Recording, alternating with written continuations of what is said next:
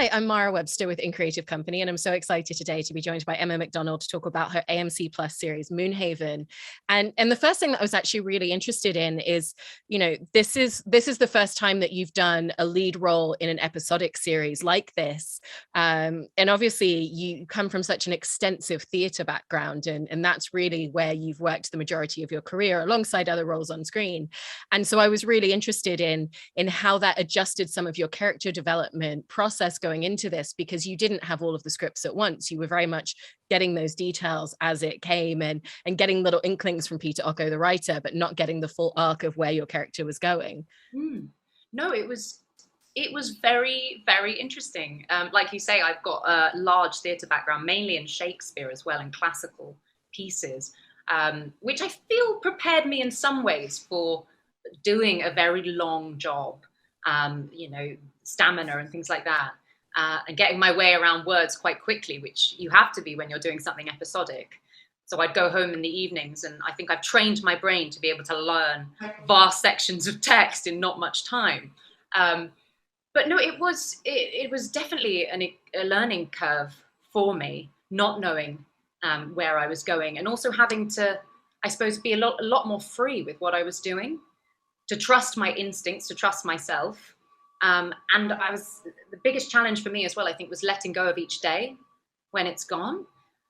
Because normally in theatre, I'd be able to go home, I'd think on something, I'd sleep, and then I'd wake up the next day and be like, I'm going to try and play that tonight and see what the response I get. And especially with touring as well, when you're doing something in so many different places as well. So that was a big challenge for me, letting go of each day and learning to trust myself and my instincts.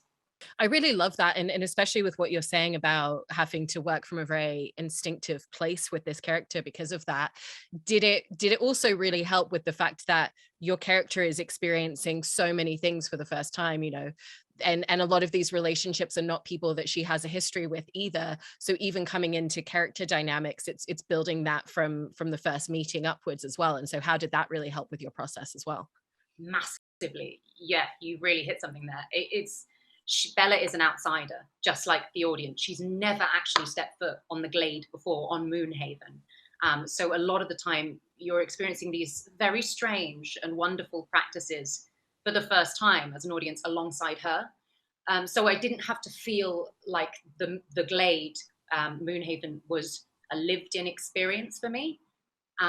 So that was fun, and it meant that I could just kind of go off instinct as well, with kind of like the judgment of what are these people, what are they doing. So that was fun, and bringing a lightness of touch with it as well. That really serves that.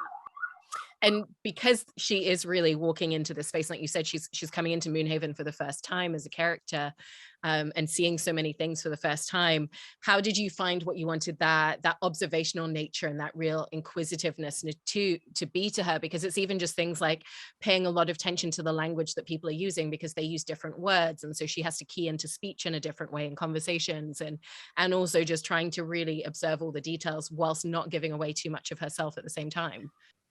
That worked really well for me, because I think I'm quite curious as a person anyway. And growing up and living in London, I think sometimes you get so caught up in the rush of life. But I've spent the last few years really trying to sit with things and reflect, and really open my eyes and my senses to my environment. And I think that really served for this, in treating each beat as it comes. And because I wasn't able to do sort of months of prep or long rehearsal periods, really allowing each beat to land and just to play. So I would do my prep in the night before or whatever. I would do my meditation practice each day outside under the stars, because I like it. It's nice. It helps me connect and ground myself.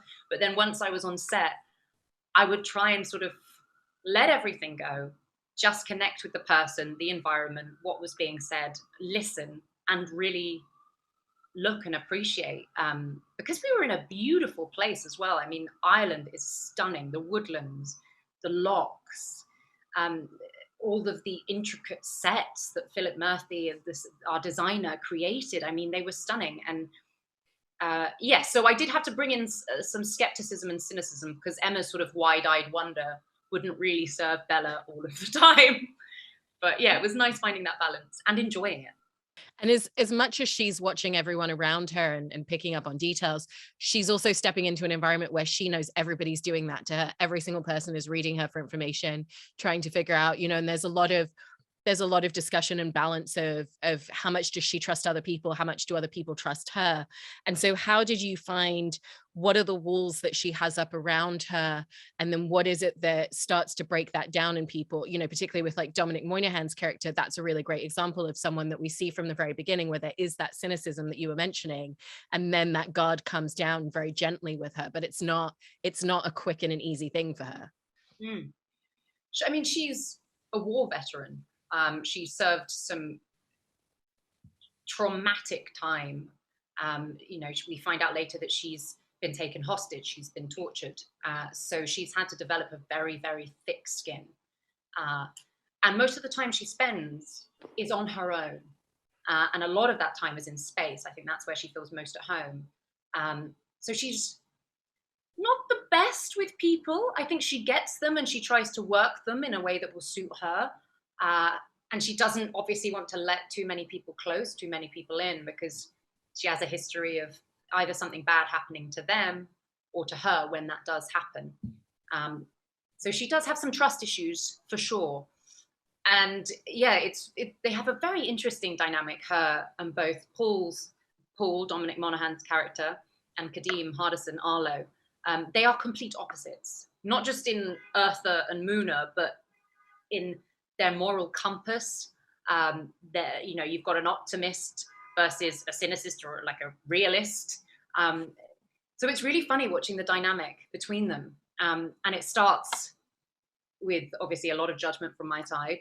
But yeah, they learn so much from each other as the series goes on, and they're really funny as well to watch interact with one another. I mean, there's a beautiful interrogation scene in the first episode, and you kind of just see them clashing spectacularly, and it's kind of a joy to behold, really. And it was so much fun to do as well.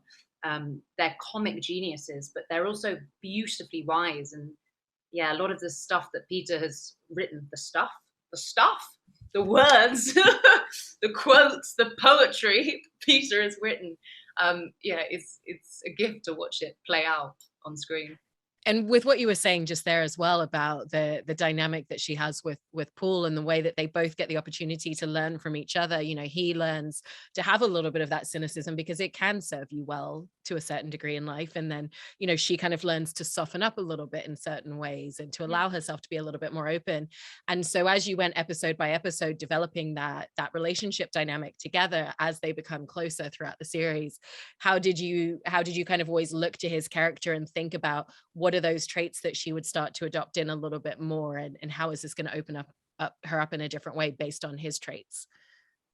Yeah, I think it's worth mentioning as well that obviously you're filming it completely out of sequence, but we are doing them in blocks. So we did episodes 1 and 2 together, and we had those scripts, and then we did episode 3 and 4.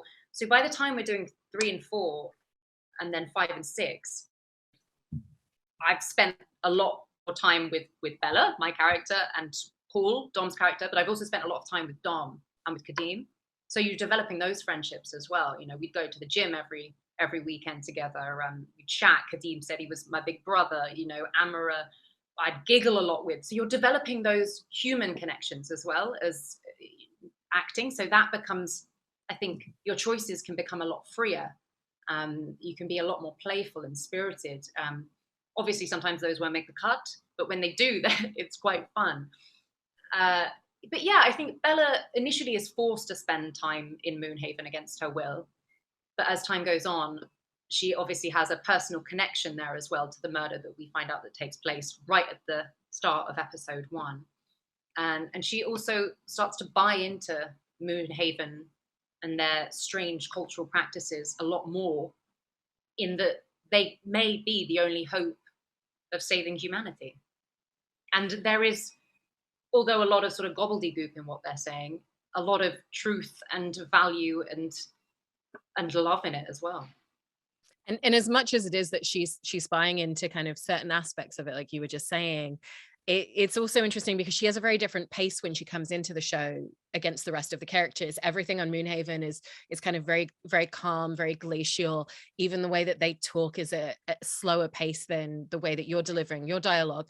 And so how did you want to kind of finesse the pacing of your character as well, to kind of be in line with, her not coming fully over to the space of Moonhaven, but finding that space in the middle for her as a character? Yeah, she never fully leaves her earther roots, her cynicism and her sort of dry wit behind. And she continues to use her fists throughout the season. She gets some wonderful action pieces. She also keeps her jacket on, which I think is interesting. They force her into their lovely linen, colorful clothes, but she keeps a bit of that with her all the time, and her jacket. So she buys into some of it, and you're right, she does slow down, and she does start to take more pauses, which I think was really nice to do as well, and have those moments. But at the same time, she's still sharp. She still does not trust everyone, and she's still ready to do what it takes at a cost if needs be. And you were touching there upon her sense of humor and her wit, which is one of the really fun parts of her as a character, is that is always very present in her as well. And even sometimes it's the way that she likes to play with people a little bit, and she kind of enjoys that little cat and mouse game, or even just something that amuses her by herself when she's with herself. And I've heard you say that was one of the things that you were really drawn into with this character in particular. Was that something where you really felt like you found her comedic sensibility when you were working with the scripts, or was it more that it really manifested once you were in production and once you were living and breathing in her as a character in scenes? Yeah, I think it's something I developed with Bridget and Crudy, who were our directors on the first block, and also speaking with Peter. And I think because she is the audience in many ways, she's a vessel to which they experience Moonhaven. It's nice that she doesn't take everything so seriously, because on the moon they do, because it is all they have known. They are like a bubble, this utopian colony, and they've been just with themselves for 3 generations. Everything they do is in earnest. So coming into that, it's like, what are these people doing? So it's kind of fun to have that lightness, and great to find those moments, because with her military background as well, she does keep her emotions buried quite deep. Which is something I struggle with, because I'm someone that likes to have a weep at least once a week. Okay, I'm like a big sensitive softie.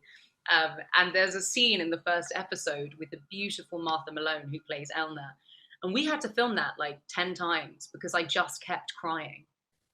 And it wasn't just me. I mean, the directors, Peter, I think, had some tears as well. He was on set every day, which was amazing to pick his brains.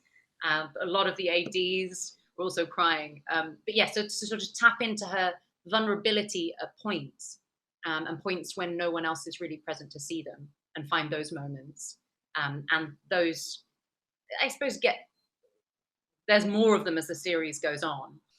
But also, yeah, to find that humor and that balance and that lightness of touch was a gift, because a lot of the time she is quite hard and focused.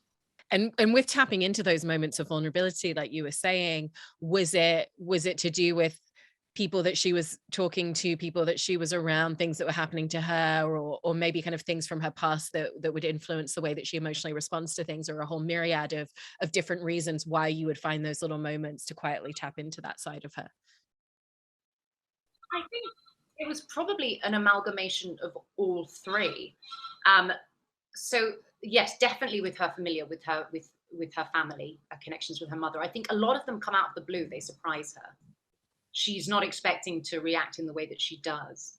With her sister, I think there's a real softness there, and there's a regret as well that she wasn't there, even though she couldn't have known. But there's definitely a regret and a sort of open trauma there, and with her mother. So the people that are close to her, and then she develops friendships and relationships in strange places where I don't think she saw them coming at all. And yeah, so it's fun to watch those open over the series. And as she becomes more sort of entrenched in Mooner culture, I think that, yeah, like I say, they become a little bit more regular. The relationship with her mother that you were just bringing up is such an interesting facet of her core, because in essence she feels like she was abandoned and that her mother left her, and so she emotionally has said that she's done the same thing, but obviously you can never 100% do that. There's still ramifications for it. And so did you find that for her as a character you wanted to have that come to the surface more and more episode by episode as she starts to confront more of what that really has meant to her, and also as she's in a space that her mother was living all this time and getting to see the world that she was existing in, even though they were never a part of it together? I mean, Bella would never admit to that, no. There was a beautiful moment in the council scene at the start of sort of mid of episode 2. And Paul's essentially saying, "You got mommy issues." I'm like, don't say that. Please don't say that. Yeah, so she wouldn't ever admit to it, but yeah, absolutely. Yeah. You were also mentioning before Peter, the writer creator, being on set all of the time, which is really amazing. And even going back to what we were talking about at the very beginning with kind of not having all the details at the beginning, I've heard you say that he would sometimes kind of like whisper little details to you that would give you a little bit of an inkling of an arc or a moment or a character detail. What was some of those details that he would kind of feed you as you were filming that were really helpful? And if you came back with more questions, would he want you to have that information, or would he want to kind of hold certain things on until it was necessary for a scene? He is the best human being. He's just such a gorgeous man. And he's so generous with his time as well. And it was such a joy to just have him on set all day, every day. And I'd really miss him if he was occasionally not there, having to, run the entire production. But yeah, he would whisper little things. One of the things that he said early on was that she's an old soul in a young body. And I think that really helped, just in the sense that she'd lived so many lives and she'd had to have been so many people to survive in the earth that is now sort of 150 years in the future and is a dying planet, with deforestation and toxicity and wars and bloodshed and everything that's happened. But his main goal and dream for the series, and it's echoed throughout it, is that the future could be better. If us human beings sort of figure things out and have the space and time to, build not only the technology but the culture that works with the planet and with nature, the future really could be better. And that sort of drummed throughout the series, which I really like, because ultimately it's a very hopeful picture of what could be, which I think we really need at this time.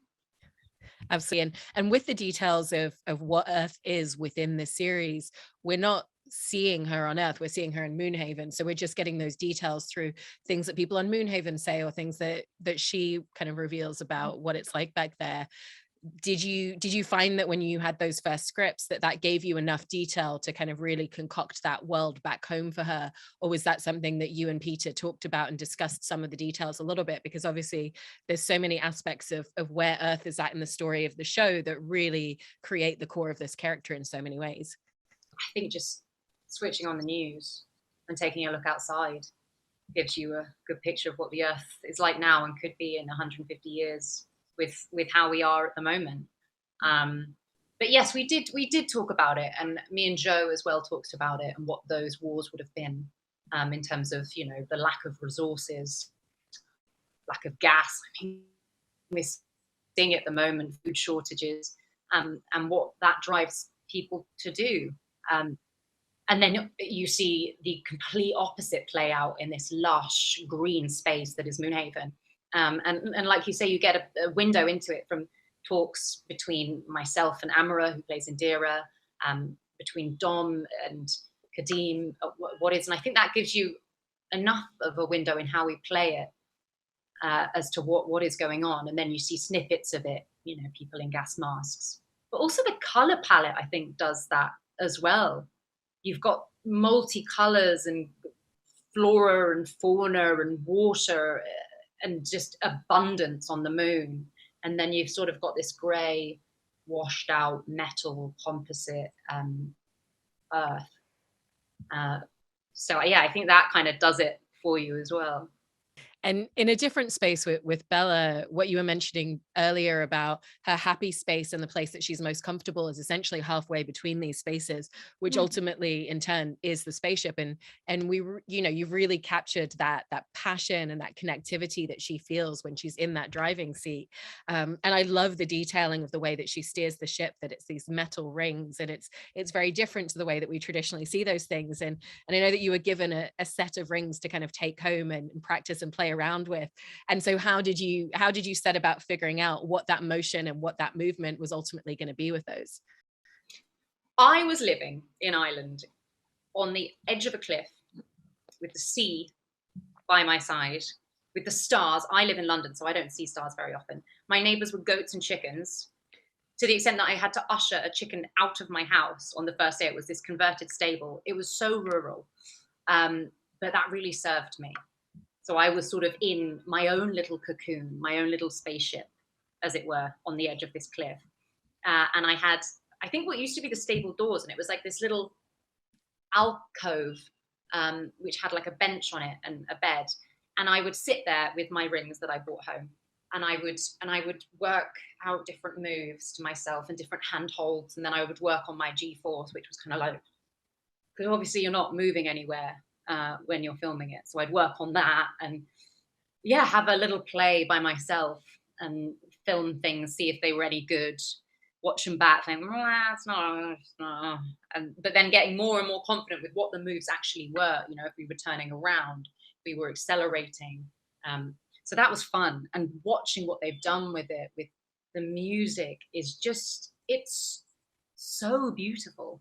I The wonderful Ayala who plays Mighty, the first time she watched that, she just wept, because I think it's something, it's so filmic and cinematic, and you see it play out so beautifully on people's faces, that it's a really new way of showing, you know, person in this person flying around spaceship. It's not a traditional way of doing it, and it gives it so much time as well within the episode. And I think it's, yeah, it's just beautiful. It is, and in a different space in terms of the physical aspects of Bella. I wanted to talk as well about working with Vic Armstrong, who was heading up all of the stunts, because, like you said, you know, she is someone that learns to kind of let some of that cynicism go, but she still is using her fists throughout the entire season at different points for different reasons. And so how did the two of you collaborate to really figure out, especially when you look at the fact that she is a war veteran back on Earth and everything that she's been through in her lifetime, what that physical motion of her as a character would be? Yeah, it was cool. It's very cool. I got to be a bit of a badass. It was so much fun. I'm still working on my pull-ups because I really want to try and develop my upper body strength further. But I started going to the gym, well, initially 4 times a week, and then once a week once we got into shooting. But yes, we had a fantastic stunt team. We had Ray Nichols and Peter Miles were our stunt choreographer and coordinator, and we worked on the initial fights. There's quite a few through the series. At one point, I get to take down 2 people at the same time and do some headbutts, which is awesome. But yes, and then we had the incredible Vic Armstrong, like you say, directing the fights, who's Harrison Ford's stunt double, the best stunt man that ever lived. And he just knew how to shoot these sequences, so they just worked incredibly well. Yeah, it was a gift to work with him on set, and with Joe as well, who's got a strong stunt background. And it was the only time as well when we were shooting that I'd actually watch the monitor afterwards to see how it read, because it is so physical and because it is so precise as well in terms of how it has to be so that it looks like it really connects. But it was brilliant to work with my body.